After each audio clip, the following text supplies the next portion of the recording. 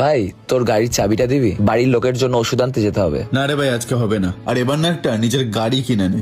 আজ আমার কিছু নেই বলে তুই আমাকে এই কথাটা বললি, কিন্তু প্রত্যেকবার কিন্তু আমিই তোদের হেল্প করার চেষ্টা করি। তা তোকে এটা করতে কে বলেছিল? আমি আসলে কারোর পাশে থাকতে ভালোবাসি, কারোর দরকার হলে দুবার ভাবি না, সময়, এনার্জি, এফার্ট যা লাগে দিয়ে দিই। কারণ আমি ভাবি এইটাই তো আপন হওয়া। কিন্তু একটা সময়ের পর একটা প্রশ্ন শুনতে হয়, খুব স্বাভাবিকভাবে বলা। তা তোকে এটা করতে কে বলেছিল?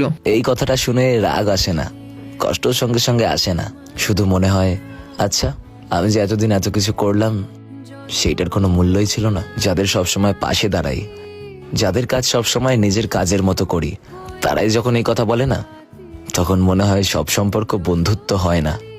আমি এখনো হেল্প করি, কিন্তু এখন সবাইকে না, যারা পাশে থাকার মানে বোঝে, যারা বোঝে নিঃস্বার্থভাবে ভালোবাসাটাও একটা এফার্ট, আর যারা ভাবে তোকে কে করতে বলেছিল, তাদের জন্য আমি আর নিজেকে ভাঙি না।